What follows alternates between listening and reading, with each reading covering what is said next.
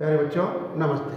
आज अपन कक्षा 8 में जो प्रश्नावली 7 पढ़ रहे थे 7.1 में प्रश्न नंबर 1 अपन ने गत वीडियो में समझ लिया। आज अपन प्रश्न नंबर 2 हल करेंगे। प्रश्न नंबर 2 है, वह सबसे छोटी से छोटी संख्या ज्ञात करो जिससे निम्नलिखित संख्याओं को पूर्ण घन संख्या बना सके या पूर्ण घन संख्या इनसे प्राप्त हो सके। तो अपने को 5 प्रश्न दे रखे हैं दूसरे प्रश्न में।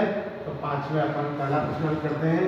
तो यहाँ लिखते हैं हल पहला प्रश्न 243, यानी इस संख्या की अपने को जांच करनी है कि ये पूर्ण घन संख्या नहीं है प्रश्नानुसार, लेकिन कौन से अंक से अपन इसको गुणा करें जिससे ये पूर्ण घन संख्या बन जाए। तो अपन इसका सबसे पहले घन संख्या ज्ञात करने के लिए अभाज्य गुणनखंड का उपयोग करते हैं। तो यहाँ कर सकते हैं 243 का अभाज्य गुणनखंड तो लिख सकते हैं 243 का अभाज्य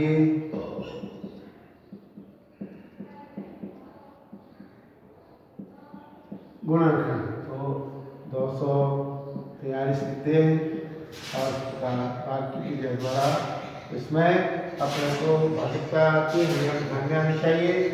प्लस दूसरी अभाज्य संख्या है वो कौन कौन सी है। तो पहली अभाज्य संख्या आती है 2। तो इसमें 2 से भाग संभव नहीं है।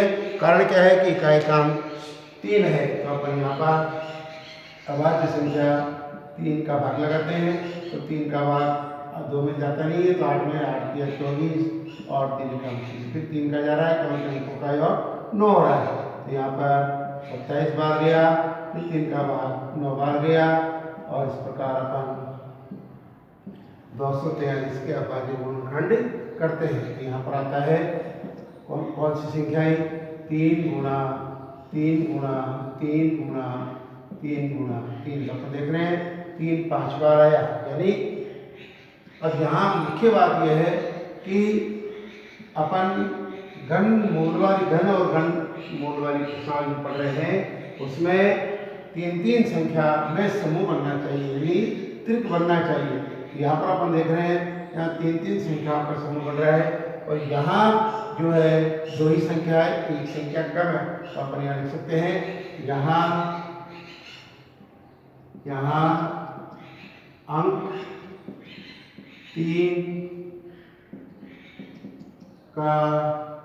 अंक 3 का त्रिक नहीं है।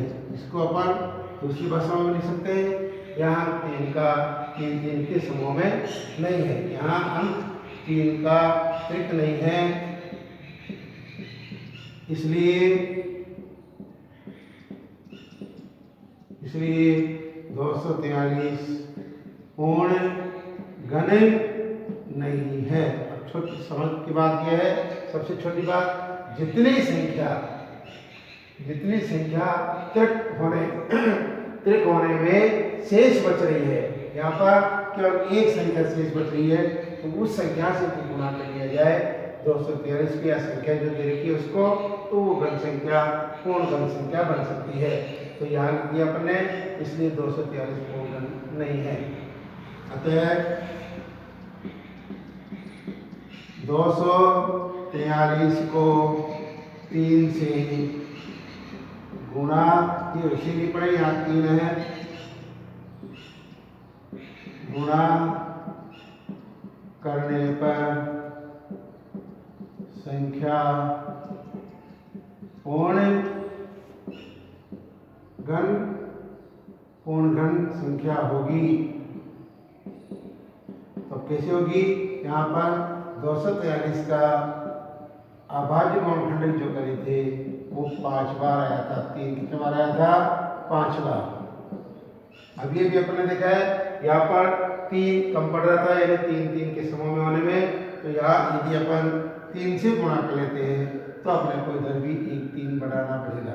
तो अपन देख रहे हैं यहाँ पर भी ये संख्या आ रही है, यानी 3 गुणा 3 गुणा 3 का समूह 2 बार बन रहा है। तो इनको अपन परस्पर गुणा करते हैं तो आता है 729, क्योंकि 243 को भी अपन 3 से गुणा करेंगे तो आता है 729। तो अपन इस प्रश्न में 2 प्रश्न छिपे हुए हैं। पहला प्रश्न ये था कि वह सबसे छोटी संख्या बताओ जिसे गुणा करने पर इसे पूर्ण घन संख्या बना सकते हैं, तो वो तो आया उसका उत्तर 3। और दूसरा, जिस संख्या से अपन गुणा करेंगे वो जो घन संख्या बनेगी वो कौन सी आएगी? 729। तो अपन लिख सकते हैं इस प्रकार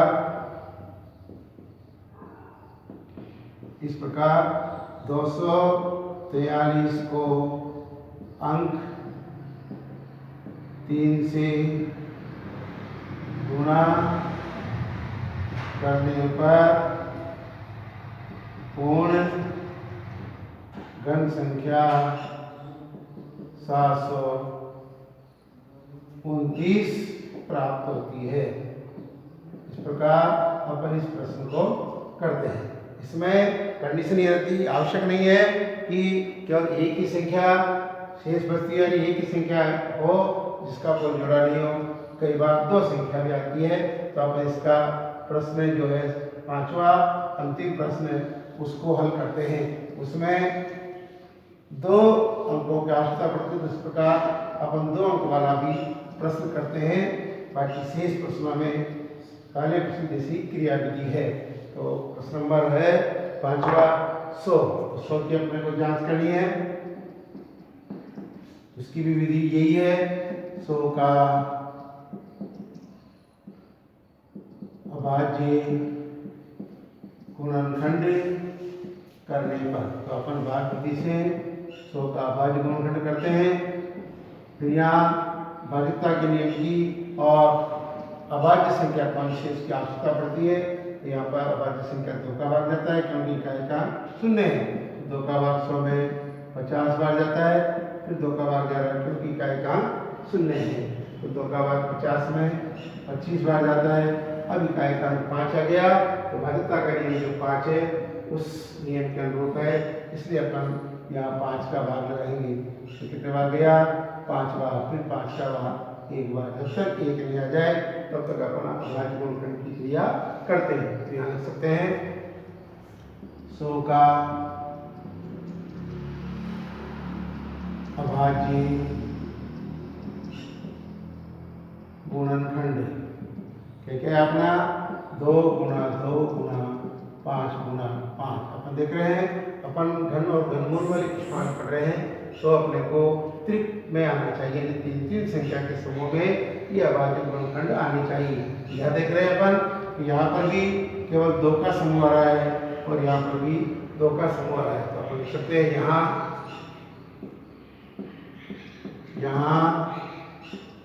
अंक 2 व 5 का त्रिक नहीं है, या 2 व 5 त्रिक नहीं है। आगे अपन लिख सकते हैं तो 2 व 5 का त्रिक नहीं है। संख्या 100 पूर्ण घन नहीं है।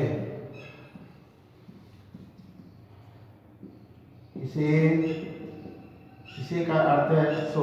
इसे पूर्ण घन संख्या बनाने के लिए कितनी कम संख्या पड़ रही है त्रिक बनाने में। तो यहाँ पर भी 1 2 कम पड़ रहा है और यहाँ पर भी 1 कम, यानी यहाँ 5 की कमी है। तो पढ़ सकते हैं इसे पूर्ण घन संख्या बनाने के लिए 2 व 5 से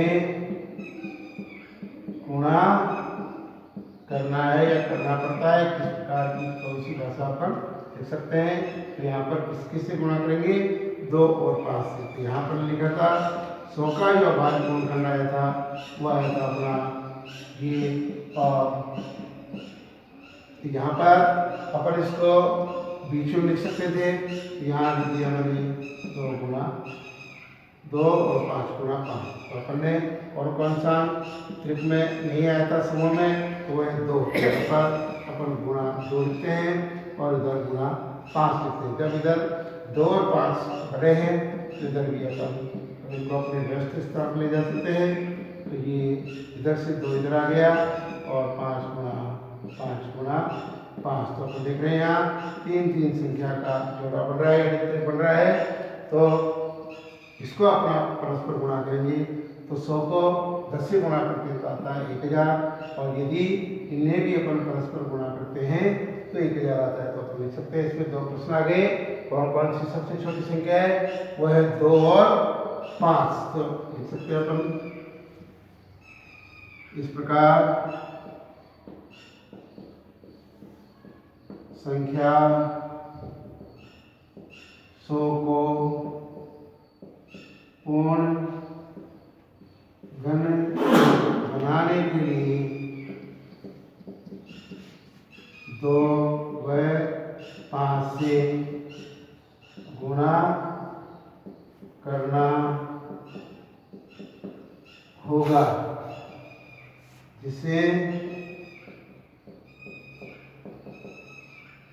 1000